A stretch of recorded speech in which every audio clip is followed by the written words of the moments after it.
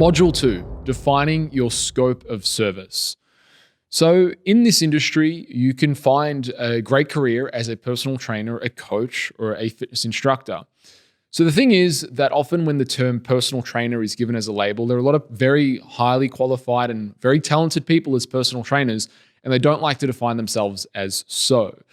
For me, I love the term personal trainer. I'll tell you why, because I have a different definition of it. But personal training has such a huge scope of services of what personal training can provide. It can provide people with mental health. It can provide people with getting stronger. You can be someone's strength coach. You can improve rehab. You can help people with their diet. You can help people improve their supplements. As I said, this personal training, it does have a huge scope. And this is where the lines sometimes get blurred, because sometimes trainers, they do like a weekend course and then they think they're a fully qualified hormone specialist, which is, absolutely ridiculous. I look at personal trainers as generalists. And, through small tweaks of advice and lifestyle habits, people are able to really make huge improvements in their life without going to see a doctor or someone who is a specialist necessarily in that area. They're able to just implement preventative measures, which personal trainers are more than capable in helping people do. So my definition of being a personal trainer is to teach physical culture. And that also goes for being a fitness instructor. It's to teach physical culture. Now, the question then becomes, what is physical culture? And I'm going to read the definition to you from the Oxford Dictionary. As the Oxford Dictionary defines it, physical culture is the sum total of society activities and attitudes connected with physical development and education. Now, the reason why I love that definition for personal training is because it encompasses what we do as personal trainers. And I'm going to highlight the key words there, right?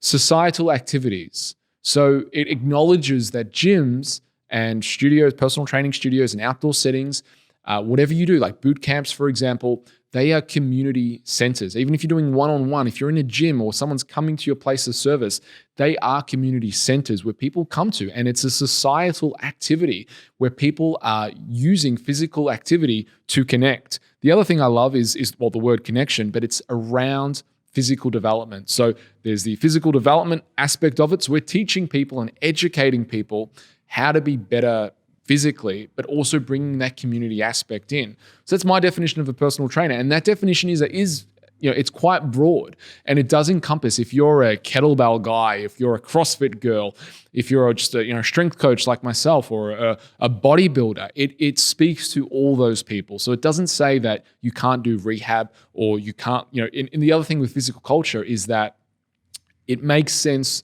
to optimize someone's diet and nutrition and supplementation and sleep. It relates to everything that is being better physically.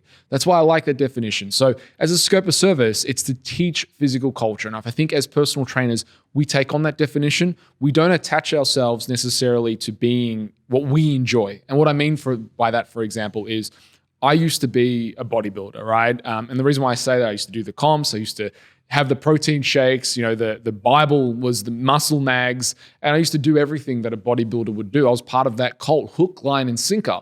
And how did you think I trained my clients? Well, like a bodybuilder, because that's who I was.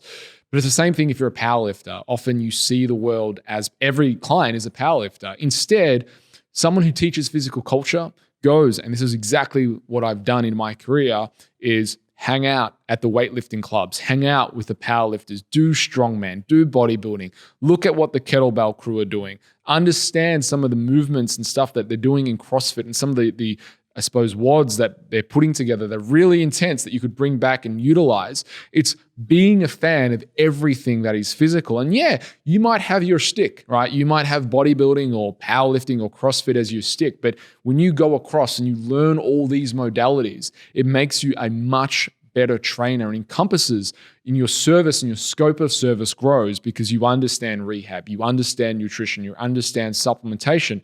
And this is where the client is the one who benefits. So coming back to my definition of teaching physical culture, when you're really going to utilize and take on that definition, the world of physical activity is your oyster.